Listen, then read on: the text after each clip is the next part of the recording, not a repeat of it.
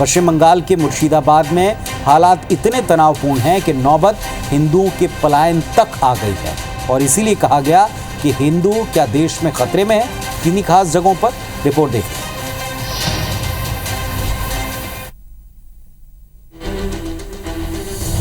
वक्फ कानून के विरोध में प्रदर्शन, जुमे की नमाज के बाद भड़की हिंसा,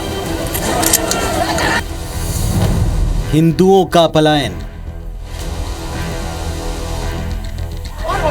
वक्फ कानून के विरोध में बंगाल में भड़की आग बुझने का नाम नहीं ले रही। हालात इस कदर बिगड़े कि मुर्शिदाबाद में मुस्लिम बहुल इलाकों से बड़ी संख्या में हिंदू परिवार पलायन कर गए। जो बचे हैं वो शरणार्थी शिविर में रहने को मजबूर हैं। बंगाल के मुर्शिदाबाद में 11 अप्रैल को जुमे की नमाज के बाद जमकर बवाल मचा। इसका एक वीडियो सामने आया जिसमें कई युवा पथराव करते दिखे।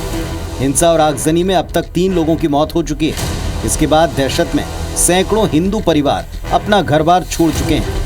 हिंसाग्रस्त इलाकों में धारा 163 लागू है और इंटरनेट बैन है। पलायन की कुछ खबरें हैं हमारे पास, इसके बारे में विस्तृत रूप से आप जिला प्रशासन से पूछेंगे तो वो ज्यादा विस्तार में आपको बता पाएंगे।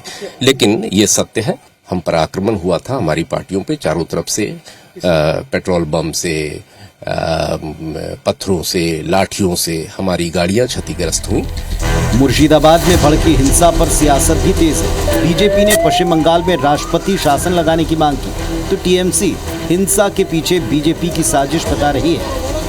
प्रेसिडेंट रूल तो मैं on the eve of election मांगा है, ये जनता का मांग है।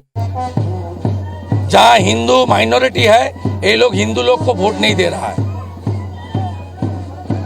इलेक्शन का दौरान ईसीआई को प्रेसिडेंट रूल में इलेक्शन कराना चाहिए यहाँ का डेमोक्रेसी के लिए, और एनआईए तुरंत होना चाहिए मुर्शिदाबाद इशू में। वहाँ एंटी नेशनल फोर्स का एक्टिविटीज है। बीजेपी की अपना मकसद तो अलग है, आप जानते हैं। बीजेपी सारे हिंदुस्तान में ध्रुवीकरण की राजनीति कर रही है और बीजेपी को हम सब जानते हैं कि बीजेपी सांप्रदायिक ध्रुवीकरण करेगा ही, उसको पहचानते हैं। लेकिन जो ढोंग करती है ना बंगाल की मुख्यमंत्री, ये जो ढोंग करते हैं, जो सामने एक आवरण रख रही है कि वो सेकुलर है, लेकिन उसका ये धजिया भी निकलने लगी। बीजेपी सांप्रदायिक ध्रुवीकरण करेगी, इसमें कोई नई बात नहीं है। आम मुसलमानों को जिहादी कहने की मौका बंगाल की सरकार नहीं तो दे रही है बीजेपी पार्टी को। बंगाल से बंगाल में ही जा रहे हैं। घटना जो हुआ निंदनीय है, निंदनीय है। जो भी किया वो निंदनीय किया। इसका पीछे कौन है ये निकालना पुलिस के काम है और निकालेगा, मेरा विश्वास है। मगर ये घटना नहीं चाहिए था ये, क्योंकि ये बंगाल की पवित्र भूमि है। मुर्शिदाबाद में हिंसा और हिंदुओं के पलायन पर बागेश्वर धाम के प्रमुख धीरेन्द्र कृष्ण शास्त्री ने कहा कि हिंदू डरे हुए हैं पर यह स्थिति जल्दी ही बदलेगी।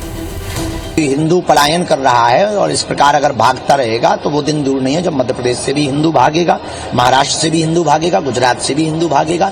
हिंदू डरा हुआ है और डराया जा रहा है, विशेष प्रायोजित तरीके से डराया जा रहा है। ये इस देश का दुर्भाग्य है, खास करके हिंदुओं का दुर्भाग्य, क्योंकि हिंदू न एकजुट है न जगा हुआ, इसलिए ऐसा कृत्य हो रहा है। पर जल्दी ही इस पर रोक लगेगी, हमें भरोसा है। वक्फ संशोधन बिल के कानून बन जाने के बाद यूं तो कई राज्यों में नाराजगी और प्रदर्शन हो रहे हैं।